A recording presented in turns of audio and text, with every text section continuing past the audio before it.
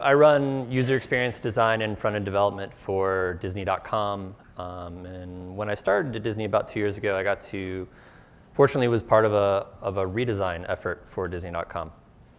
But before I really dive into that, I want to talk a little bit about the group that I actually work for, because Disney's a very large company, and I work for Disney Interactive.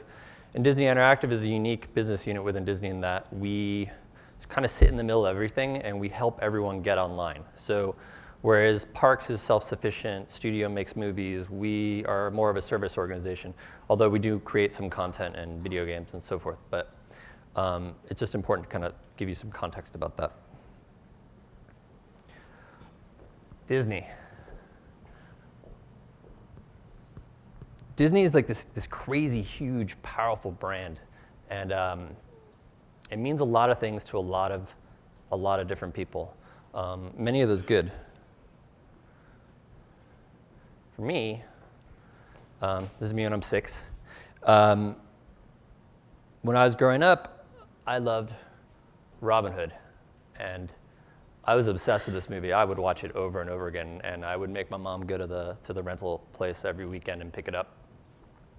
And I would just watch it over and over again, and I was obsessed with the story, the awesome soundtrack. There's a folk singer in there. It's amazing. There's this rooster. And I just fell in love with it. And when it came time to return the tape, I would sneak a blank cassette into the box, and my mom would go to the store, return it, and then come home and yell at me. Now that I'm older, I bought it. But my point is that we each have, I'm willing to bet that each of you have a story similar to this one. If you could raise your hand if you guys have a Disney story that's in your memory and is your fond memory. It's a lot of you. You know, we all have a history with this brand, and that's a really powerful thing. So, and for over a generation, this was Disney.com. This is what you got when you came to the website. And in 1998, it didn't look quite like this. It looked a little different. But in 1998, we purchased a few companies to kind of pave our way into the internet world. And one of those purchases was acquiring a platform called the Go platform. And for 14 years, we were on this platform. And when we acquired those businesses, an experience like this was great. You know, it was Flash-driven, it was immersive, it allowed us to, you know, show you clips and meet the characters and really kind of feel Disney. But today, things have changed. Aesthetics have changed, design principles have changed. The way our audiences want to connect with the brand are different. And you know, this didn't work anymore. And it goes beyond just a cosmetic thing. You know, looking at the way this thing is designed, I think as design professionals, I think you each have an opinion on what you might do to it. But when we started on this redesign, what we were really faced with was an aging platform. And an aging platform that prevented us from doing mobile web. When so many of our guests were coming to the site on mobile devices, it was critical for us to have a platform that could support creating experiences that were consistent across the mobile web. We also had to meet the evolving expectations of our business unit. So as I said, Disney Interactive is a service organization to the rest of the company. So we needed a platform that was going to be flexible enough for us to market a new blockbuster film, a new ride, a new park, maybe even a new character. And that was a challenge based on the technological platform that we were working off of for so many years. Now, there's another interesting thing that happens with platforms, and this is not unique to an aging platform or a new one, but this happens a lot. Organizations develop around platforms. There is this, to borrow from biology, there's this concept of obligate mutualism. It's a kind of symbiosis where there are two organisms that are intertwined and you can't take them apart or they'll die. In a lot of ways, platforms and large organizations work in this way.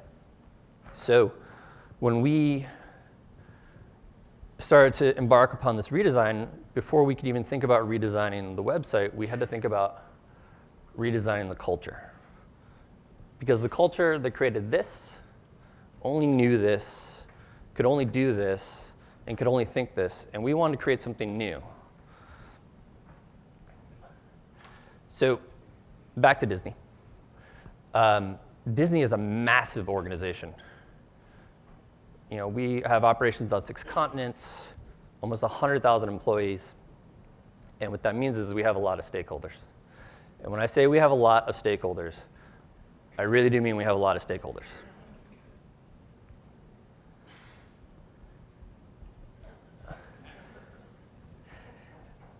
Disney, as you may know, is also a creative company. And at creative companies, everyone's creative.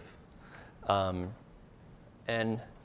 there are a lot of people who have jobs and think that their job is to give me their opinions about what we should do, how we should do it. And they're going to make sure they're heard because they've been there forever and they know the business better than anyone. So when you're trying to create something new, you have all these voices kind of going around, and they're all telling you what to do. You know, do this. You know, make that yellow. The logo's not big enough. I like that logo better. Any number of things. There's so many voices. What do you do? Well, I took a breath, and I thought about it, and I was trying to figure out a good way to quiet the voices, and met with my bosses, and we were all kind of thinking about this challenge because we all are facing it. And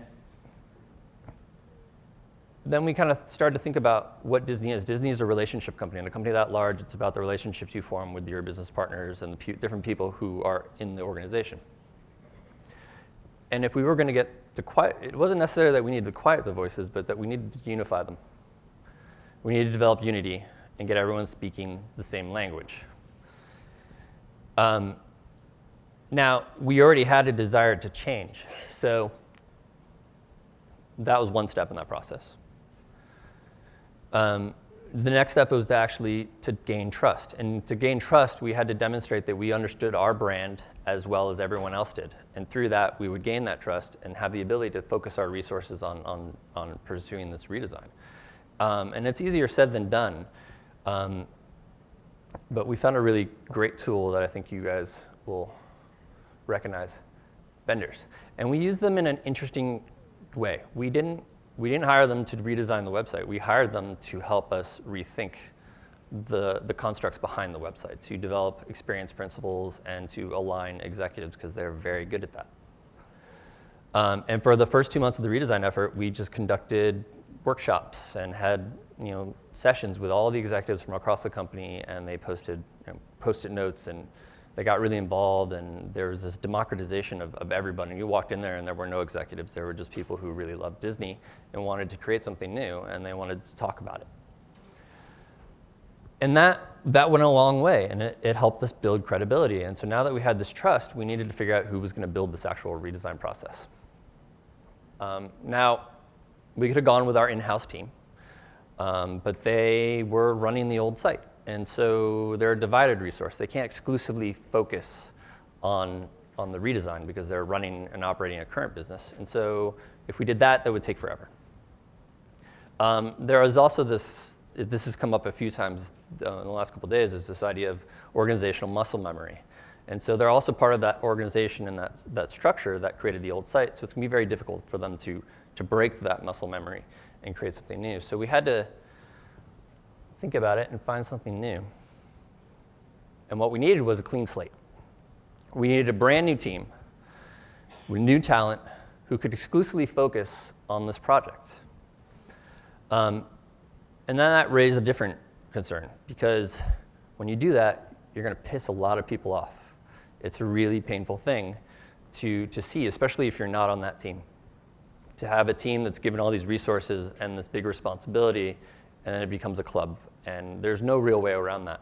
So what we needed to do was protect this team from the rest of the elements so that we could really focus. So we actually ended up creating a silo. But we did more than that. We built a space. So we thought it would be interesting to have a space that was entirely dedicated to the redesign effort. Our project was codenamed Matterhorn, like the ride, the park. And we wanted to create something that embodied that. And so we started to construct some spaces and made some fake girders. This is all a set. These are all borrowed from ABC. So, but we thought it'd be interesting to have this place where we're all focused on the same task, and where we could all communicate. And it's a mixture of open and closed spaces. So the primary work area was this big room where everyone could work. It was very loud. There was always music. And then there was a series of smaller, more private spaces where you could go and sit in the dark and code or design or do whatever you need to do. We also built a bar, which is an important thing at Disney.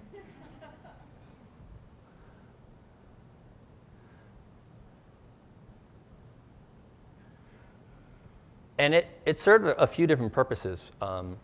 Your space is an embodiment of your culture in a lot of ways.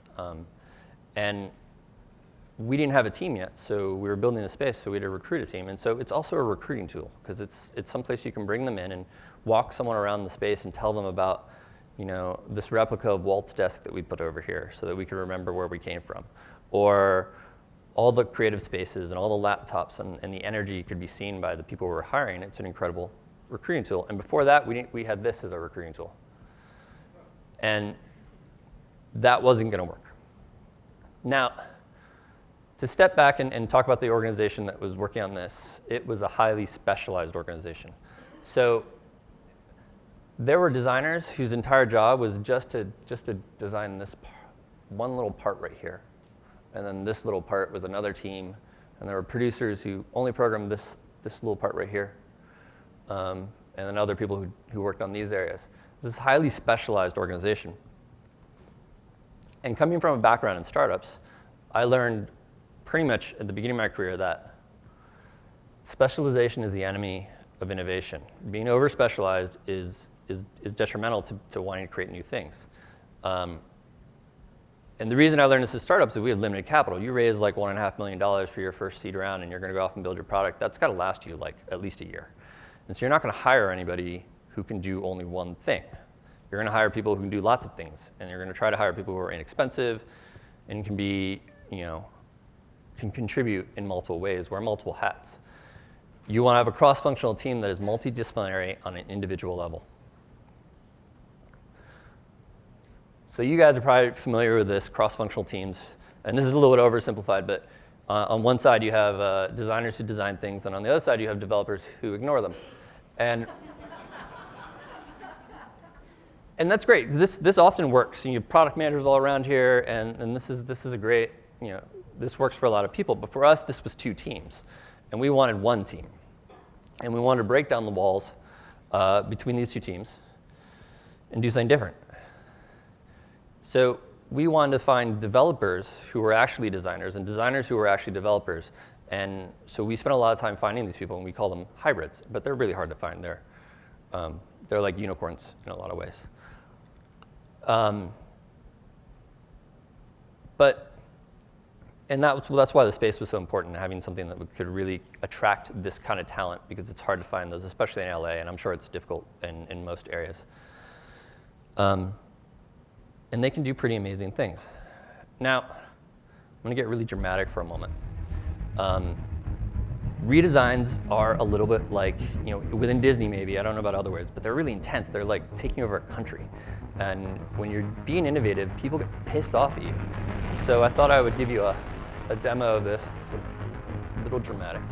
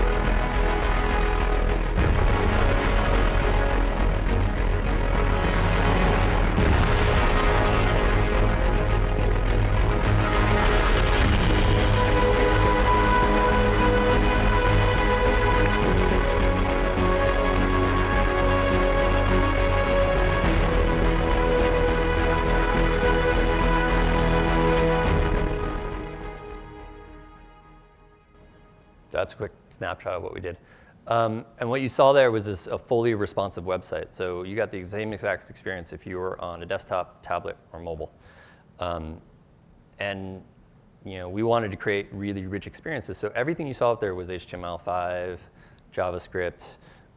There was no Flash. There was nothing native, but we wanted to create near native experiences. So I don't really want to go into the details of being responsive, but having this team that were wearing two hats at the same time and could do both things was what really, I think, made it possible for us to embrace responsive design. But it goes way beyond the media queries and the breakpoints that you saw in the product. It required something a little bit more drastic, a little more radical. We had to kill Photoshop.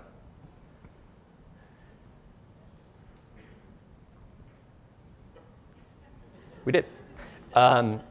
Because when you're designing for these three different platforms, you could have three different canvases open. You could be designing this thing over here, and then you design this other thing over here, and then you make a change. You got to go back over to this one, and then I forgot about mobile, so I'm going to go down here and squish it, make it smaller, and it takes a lot of time. And because we had these hybrids, we needed to find a way to shift design and development into one medium. And so that meant designing in code, designing exclusively in HTML and CSS. And that had a really dramatic impact on our process. Now, this took a long time to develop. We had probably about 7 months of R&D to kind of get to this point. But here's our process. Our process starts with the conversation. And over here, I have represented our UX designers, our back-end developers, who we call beds, and our front-end developers, which we call feds. But there were more people in this conversation. It could have been, there were product managers, there were project managers, there was QA, there were stakeholders occasionally. And we would start with this conversation, and it wasn't just a free-form conversation. There were some rules. We would try to go in and think of what do we want out of this thing? What are we building today? What little piece? And we would talk about it, probably whiteboard a bunch, play with Post-it notes. But what we were aiming to get was agreement. And from that agreement, we could get wireframes or something demonstrative. It didn't necessarily need to be wireframes. It could have been a paper prototype. It could have been a drawing. It could have been a sculpture. As long as it was something I could show someone who had never seen what I was doing and they understood it. And now that we had this documentation, this piece of something that people could sink their teeth into, we could divide and conquer. So our UX team would continue to do refinement of the design. Usually through CSS and HTML. Occasionally, we did use Photoshop again. Our front-end team could then start to actually build clickable prototypes, work with the UX team to integrate their CSS so that things started to evolve very quickly, going from white boxes to actual images and experiences. They could also refine the interaction patterns. So if you click this, did it do this? On a desktop device, we're going to have hover states. On the mobile, what's it going to do? What happens when it shrinks and turns into a new device? And then our back-end team could start working on the data because they could see what we were going to be sending to the front end. So they would start to, whatever they needed to do, create a new web service or an API or improve the CMS to provide that data. And in this process of working in parallel, it's pixie dust, by the way. We could iterate. We could iterate very quickly. And this meant that we could take inputs from all over the company, all our stakeholders, respond to them very quickly. My inputs, anyone's inputs, as you're building things, as you know, you're going to build something, you're going to discover something new about it in the process, and you're going to want to change. You're not going to want to wait 2 weeks to write a new story and figure that out. You're just going to move on. And because we're all in the same room, this conversation can happen very quickly. And so once we were done iterating and we were happy, we could launch. Now, remember all those stakeholders? They still love Photoshop because they want to get an email with a mock in it, and they want to critique it, and they want to take their preconceived notions, and they want to apply it to them and tell you what to do. And we didn't have mocks anymore because we'd moved past that. We were post mocks. In a lot of ways, mocks can't tell the whole story. I'm not going to try to communicate an entire film to you in one frame. That doesn't make any sense. And a mock's not going to do that either. So why would you do that with your product? So we had prototypes, and they speak volumes. They're incredibly powerful. They're alive, so you can play with them. And the really neat thing that they do is they turn conversations from abstract to concrete. So you're no longer having a conversation about a preconceived notion that some executive has about, in my research, little kids did this, they don't scroll. And when you hand them the iPad, what do? They start scrolling. And playing with this product of yours, and the discussion becomes about the product, not what they thought they wanted. And that's incredibly powerful. And what it does is it makes your stakeholders actually your user testing them. So then you can collect feedback from them, and they'll give you feedback. And usually it's really great feedback. And you can turn it around in a day or two and send an email to them. They'll play with it, and they'll load it onto their iPad, and they'll play with it, and they'll really connect with it. So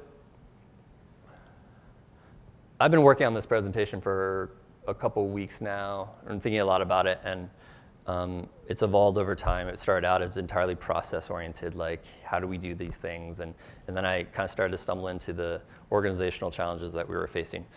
But I was also looking at some other companies out there that had recently redesigned, and I noticed there's one that I'm not going to name that I didn't think went far enough. It seemed like a press release, not a redesign.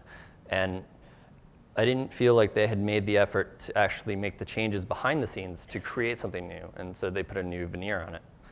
So when you're going to approach a redesign, you have to start with your culture.